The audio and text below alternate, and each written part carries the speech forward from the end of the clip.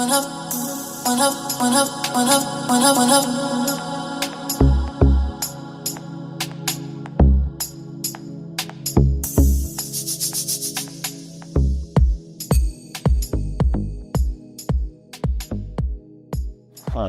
up, guys? My name is Caston Granger. My name is Randall Espinoza. Good to see you guys again. Yeah. So just back on it, kind of maybe piggybacking a little bit where we left off. But first, I just want to make a good point. You know, we're alive, we're breathing. It's a beautiful day here in sunny Southern California. Yes, it is. But we have a few things we'd like to cover, more like ABC things that we kind of want to really dive deep and talk about during this short clip. And this A is, interest. B is commitment. There's C is being just obsessed, like with any and everything you do. Like, where do you spend your most energy in or at with those A, B, and C question topics that we're going to really dive deep into? Got it. Yeah. So all of this is under commitment, right? Or what would you say this is all under? Yeah, I mean, like an obsession? Well, it depends, because there's some things that we're committed to, but we're not obsessed with. Like, I remember playing sports when I was in high school, right? Yeah. I was absolutely obsessed to score a touchdown. Mm-hmm. I had an uncontrollable desire to kick the football, the baseball. That's an obsession. Commitment is, I'm going to go to the gym 3 times a week. Yeah. Being interested in something is finding out, really, you can find interest in both. Of being committed, and you can find interest in being obsessed with anything and everything if you so choose to. But what is the I'm just trying to put the puzzle together here, you know what I mean? Like, what's the factor behind that? Like, how do you get committed to something versus being obsessed with something?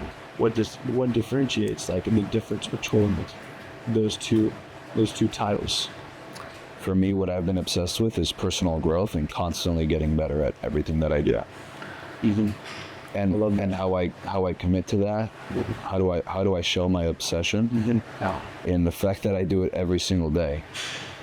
Every single day, I commit to learning something new. Maybe trying something new, meeting one more person, and read revisit past decisions. Like, am I still committed to this? Yeah. And it's not really a commitment thing. It's like, am I still interested in this? Sure. Because there's always that thing I'm committed to. So really, the stuff that changes are my interests, not my commitments. And that determines on how obsessed you are with those specific things that you're interested and committed to. Yeah, I have to be actually interested in it. Yeah, for sure.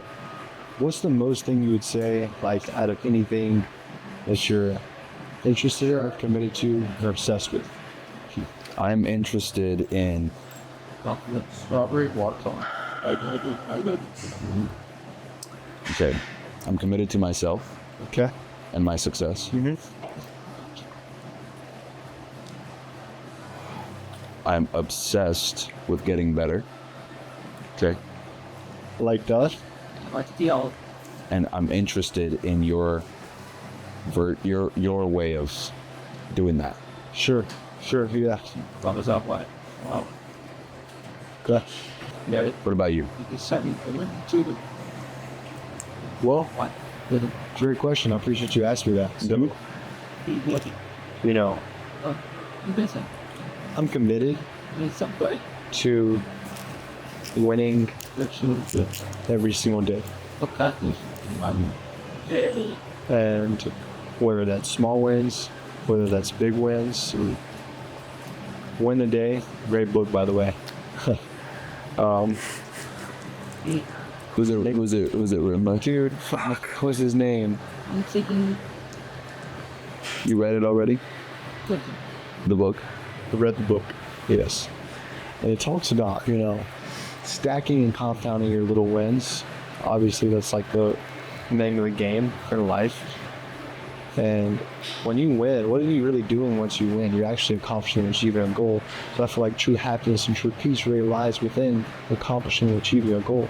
If we don't fucking brush our teeth in the morning, let's be real, if we don't take a shower, we're gonna smell like absolute shit. Just if like we don't read books and listen to audio and communicate with other efficient, elite people, Yep. guess what? Our mindset's gonna be like shit. Yep. So that's where we gotta draw the line and just take responsibility and just make the decisions. 100%. Fucking do it. 100%. And it's a decision that you do every single day. Yeah. Because every single day is almost like a new life. Yeah. And then when you go to bed, you do it again. So if you treat it in a way where you have to have a system to keep it stable, you're a lot more successful than having a system to just keep running through it. Yeah. Let's break that down. What does that system look like for you in your day-to-day life?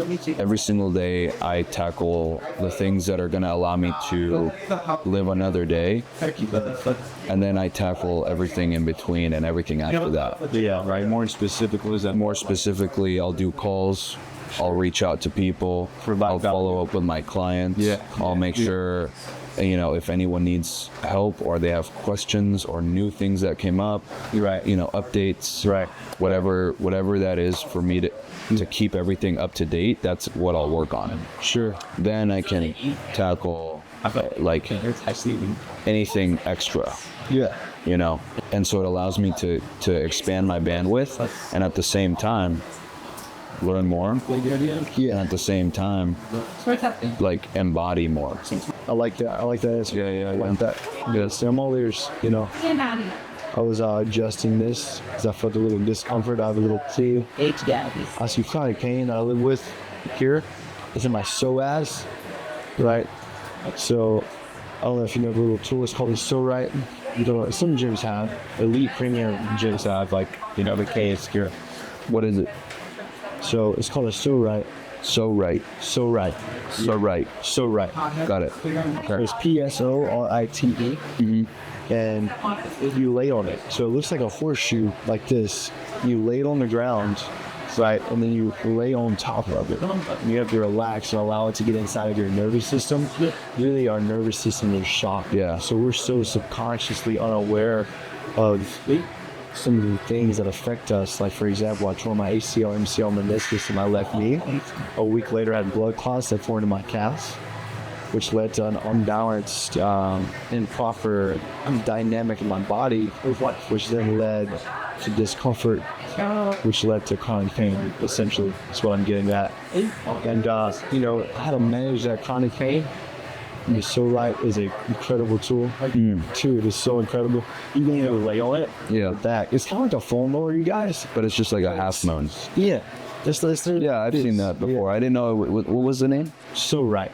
Psorite. Right, because it gets in your Psorite. It's in your psoas. Right.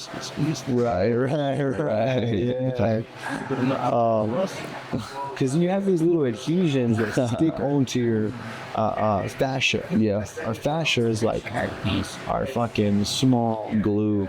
It's fascia's everywhere. Yeah, man. It comforts and covers. It's like a smooth layer that comforts and covers the entire muscle system. Yeah. Right. Yeah. It is a muscle, right? And I had these adhesions really stuck to my fascia. Yeah, because you like psoas. You probably how often would you roll out your psoas? I have to do it daily. Yeah. You'd stretch out and everything? 100%. I have to do it daily. How often would you like hit the jacuzzi? I'm more of a sauna guy, Sure. It was the jacuzzi. It depends on how hard it is. If it was a cold plunge, then my ass would be getting right aired out because my fucking ball sack literally freeze.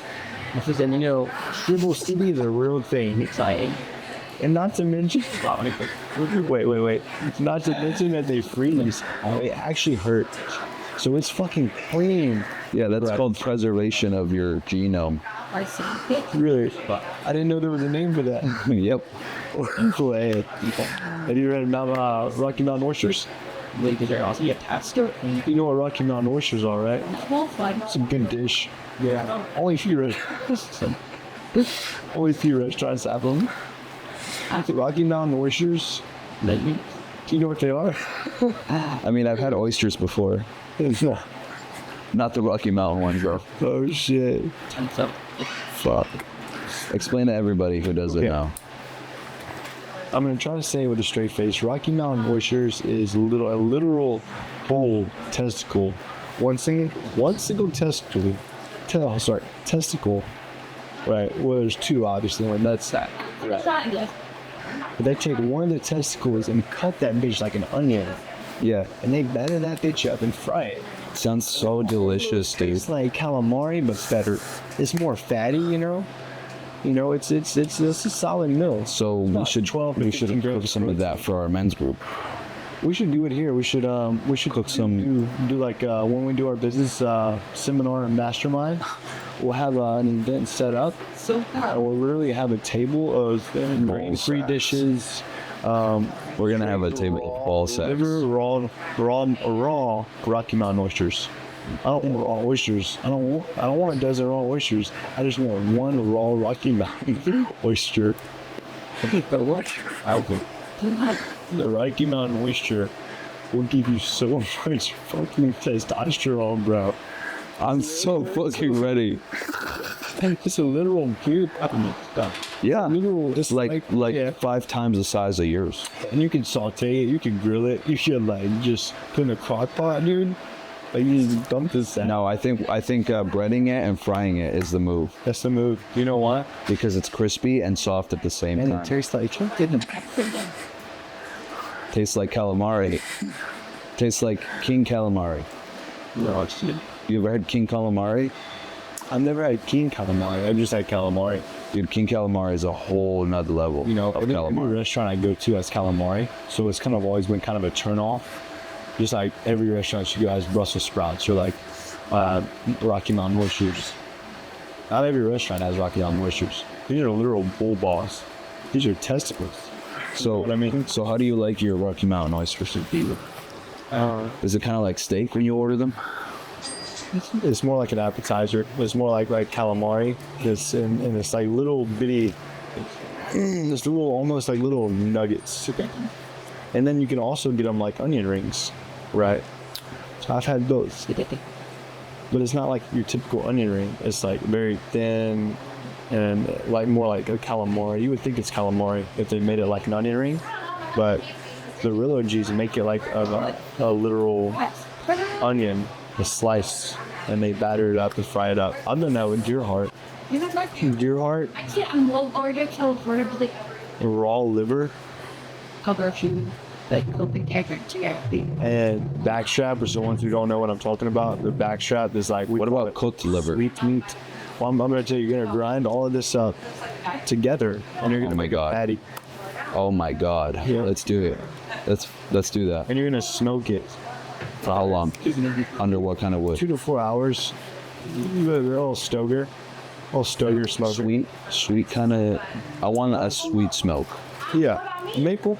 Maple, dude. I would either do maple or pecan. Pecan, they're hot. Let's do a little bit of both. Well, no, let's do some like experience. We'll do one way and then do Yeah. the other one the other way. Yeah, but we still gotta mix them.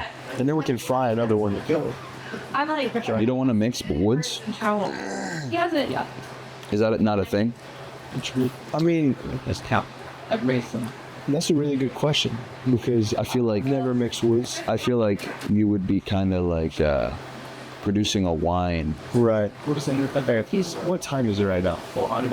It's time to end this video, guys. If you guys are interested in more of our content, we are releasing courses, we're releasing programs, we're doing live streams. Okay. Yes. And if you guys want to be part of a community full of coaches, athletes, professionals, creators, I'm going to leave all of our links down below. Caston, you guys have seen him before. I'm going to leave his links down below. Go show him some love and let us know what you guys want to see next on our next episode. Peace out.